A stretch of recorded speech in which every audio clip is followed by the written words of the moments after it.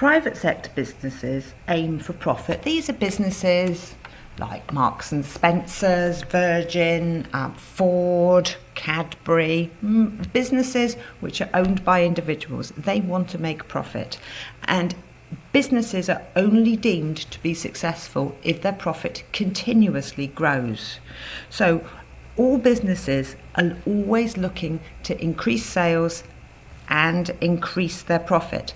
But picking the right strategy for growth is incredibly difficult, and that is what we're going to be focusing on today. Analysing a business's position in a market and saying, oh, look at that product, how can we increase sales? And the first way we are going to look at it is called the Ansoff Product Matrix. This is a very, very common technique in business. It's just about categorizing products so we can then use that category to plan how to grow for the business. So, in summary, Ansoff put together a table, and what this man said was products which exist already or products which are new.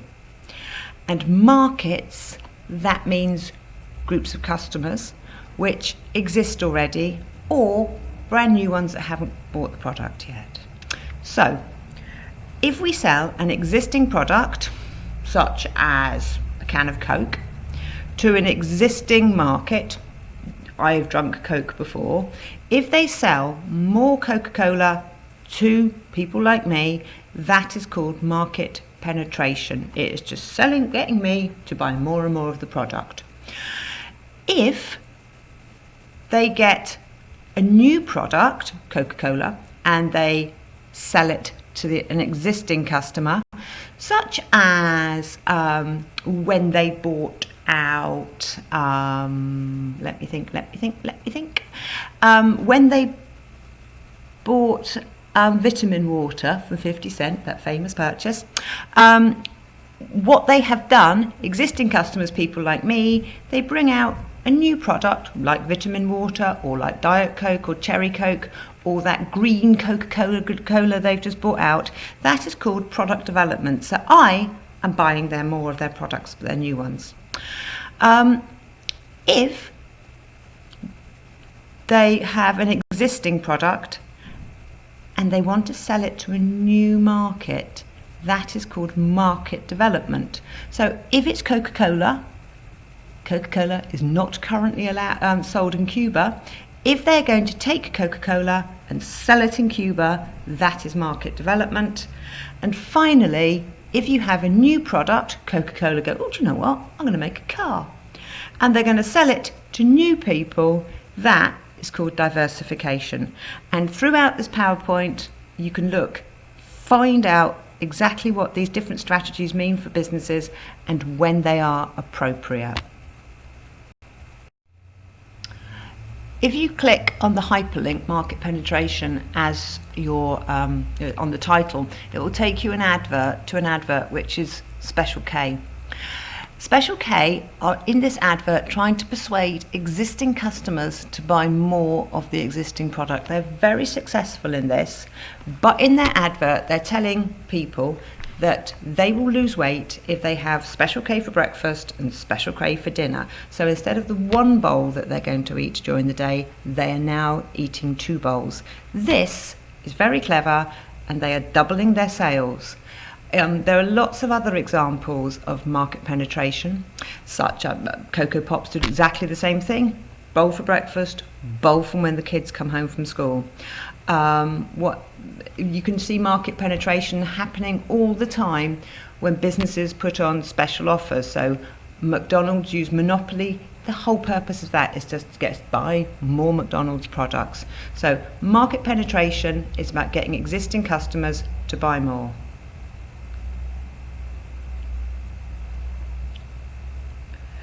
The good thing about this is the product doesn't change and the customers do not change. So you don't have to spend too much money, and you are having a very, very low risk, as the business knows the market really, really well and the market knows the product. Even though this is a really, really good strategy, it doesn't give you massive potential for growth. There comes a point that I won't use McDonald's monopoly much. It's really good for short-term boosts of sales, but it is not going to give me long-term growth. The thing you also have to bear in mind is it has to be a product that we repeat purchase, that we buy over and over and over again. If I wish to use this with an iPhone, for example, I only need one unless I've broken the one I've got. So it isn't going to be a good strategy. They aren't going to persuade me that I need to have 3 or 4 phones at one time. They aren't going to persuade me that I need loads of different tellies or loads of different cars. It is, or the same book purchased over and over again. It is not what I'm going to do. So it has very specific types of products. Sorry, I got interrupted. And I can't remember where I was, but I think I was just talking about there's less potential for growth because you need to have a product which you can repeat purchase. You cannot use this strategy for one-off goods. If you click on the top link, Market Development, it will take you to an advert for McDonald's and McDonald's selling in Saudi Arabia. This is a really good example of market development. You have a product which has worked in one country. The existing product, McDonald's, you take to another new market around the world. And McDonald's has taken its products all around the world and had a huge amount of growth because of this. If we think about Coca-Cola, for example, they sell in every single country in the world apart from North Korea and Cuba, and apparently they're going to sell in Cuba. So they have had immense growth. So it is a very, very good strategy for a business. However, there can be some risks associated with it. Also, you don't only have to think about countries. If you click on the existing products hyperlink, that will take you to an advert for Lynx. Lynx is a sort of fragrancy, deodoranty thing, and it was traditionally for men in the UK. And rather than taking it abroad, what they did was they tried to get Lynx to be for men and women. So the new market they were targeting was just a different gender for the same product. So that's quite a clever way of using market development. Now, market development carries a lot more risk than market penetration, as the business does not know the new markets.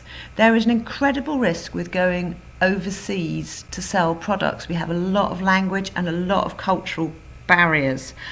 The car, the Vauxhall Nova in Spanish means doesn't work. So the Vauxhall doesn't work wasn't a particular market development success. You have to know the markets very well. You have to spend a lot of money doing market research to understand the new target market.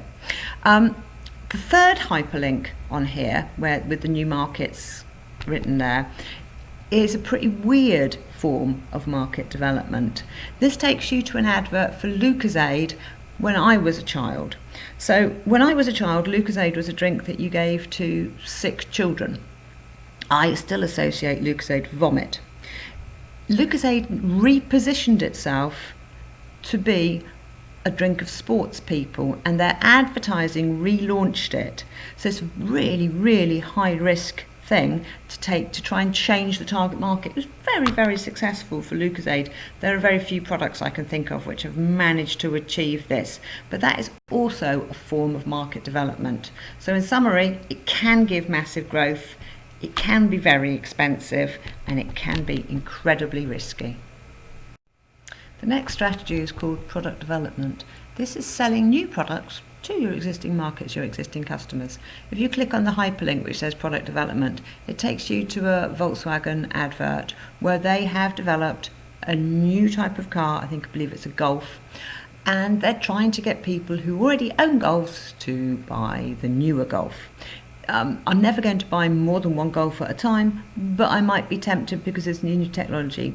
Car companies, technology companies, they use this all the time. They cannot get us to repeat purchase, so they develop new products, so the old ones become obsolete. This is a really good way of having growth in a one-off purchase market. Businesses will have to carry out an awful lot of research and development to come up with new products. So if you consider Apple, they will have to do a huge amount of research and development to bring out new products which are significantly better than their existing products to get us to want to change. It is risky because they don't know whether a new product will succeed or not. So like the Apple Watch has had a huge amount of research done into it. It's a new product selling to the existing market. Sales don't seem to have taken off, so it might not be a very, very successful product for them. So it can potentially keep your business growing and growing and growing, but your product has to be really good. One of the problems down the bottom is there is a risk that any new products will eat into the market share of existing products. What this means is it's called cannibalization. So Cadbury's, for example, they have their pretty standard Cadbury's Dairy Milk. They bring out new products. So they had the Cadbury's Marvellous Creations, whatever it is, which they advertised on television. This means I go to the shops and I go, oh, I've seen that advert on telly. I'm going to have a bar of Cadbury's Creations. This will not be an extra purchase. It will prevent me from buying the original Cadbury's Dairy Milk. So this is a massive risk. You spent all the money developing it and advertising it, and what is happening is I'm swapping from the old product to the new product, and therefore not maximising sales. Diversification is selling a new product into new markets. If you click on the hyperlink at the top, it will take you to Google's self-driving car. Even though I am currently a customer of Google, the market I am in is in search engine market, so therefore by developing a car, and if I bought a Google car, I would still be a new market. This is an incredibly risky strategy, but it offers the biggest growth potential. So obviously you've got new products, you've got new people, you've got to persuade them in ways and fight with new competition. But if it comes off, if Google car is the dominant car, then they will just have exponential growth. It is incredibly difficult to do this. There is no guarantee that it will happen, and very, very few businesses go into it. An interesting way of thinking about it is that if you diversify, it's because you've got nothing else left to do. Google has dominated the search engine market. It has bought several different companies. It's trying to diversify into new areas because there's no growth left in the search engine market.